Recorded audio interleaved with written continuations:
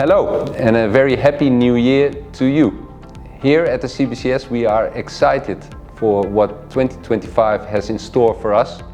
But before we get there, we still owe you the very eventful quarterly highlights of 2024. So that's what we're going to cover in this video for you.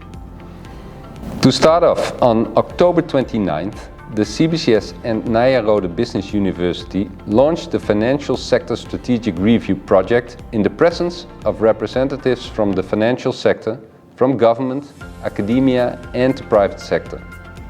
This initiative seeks to contribute to the vision for a future-proof financial sector that supports sustainable economic growth in both Curacao and Sint Maarten.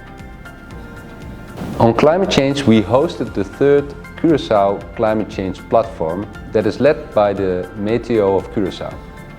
The platform is action-oriented and there was an excellent presentation on the new website Curacao that provides insights into the impact of climate change on Curacao.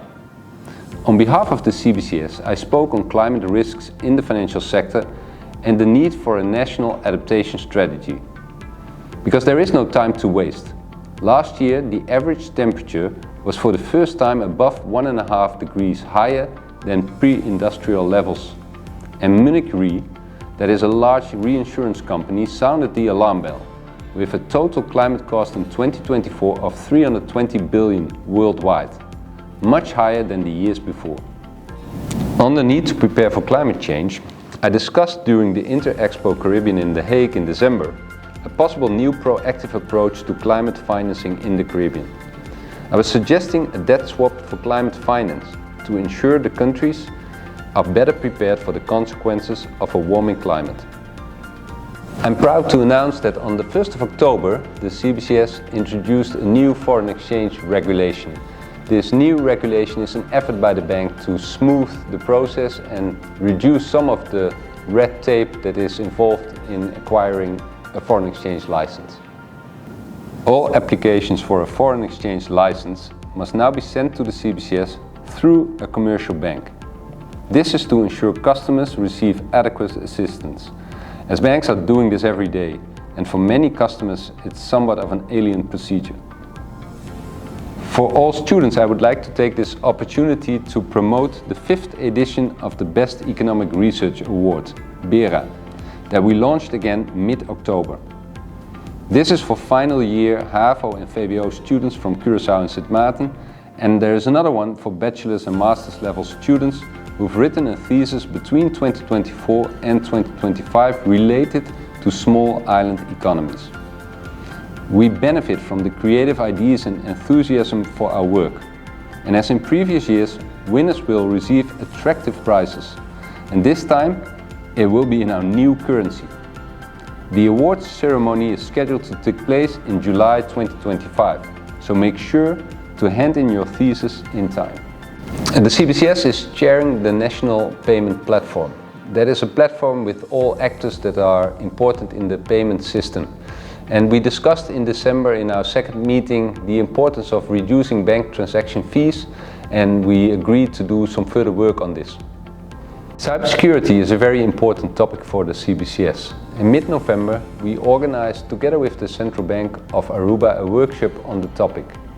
Central banks of all of the region of the Caribbean joined us in a 2-day workshop to share insights and learn from each other. On November 21st and 2nd, CBCS organized its second annual FinTech conference about the fast evolution in payments and in the crypto maze. Through these conferences, the CBCS aims to bring the practitioners of the financial sector together with the regulators, because we want to balance the risks and the benefits of innovation. Before you can do so, you first need to understand what is actually happening on the ground. So during the conference, we officially launched our Innovation Office with its own dedicated webpage. The Innovation Office is created to ensure that this dialogue between innovators and the regulator is not a one-off, but a structural dialogue. Also in November, we organized an in-person training on risk-based supervision together with Cartag. This training was designed to assist staff to implement the new methodology on risk-based supervision, specifically for insurance companies. As this was a week-long in-person training, it was a highly interactive and practical training through the use of case studies and group discussions. At the end of December, actually on the 1st of January, a new company with an old name started operating, ENIA. Hard work by many people have gone into this, but an absolute highlight was in the fourth quarter, when the CBCS, in close cooperation with the governments of Curacao and Sint Maarten, signed an addendum on October 9th towards the Heads of Agreement of April this year. And this was the launch of a final sprint of hard work with a group of experts to reach the closing and new start on the first day of the year. There are many people to thank here, but let me take this opportunity for a shout out to the excellent members of the technical committee ENIA and the employees of ENIA for their hard work and dedication. Just before Christmas, we received some excellent news. The government of Curacao gave us approval for the introduction date of the Caribbean Guilder. Before, we had already received the approval of the government of Sint Maarten for this introduction date. So we ended 2024 on a high note. Everything is in place to start using our beautiful new currency on the 31st of March 2025. We are looking very much forward to it and hope to see you soon.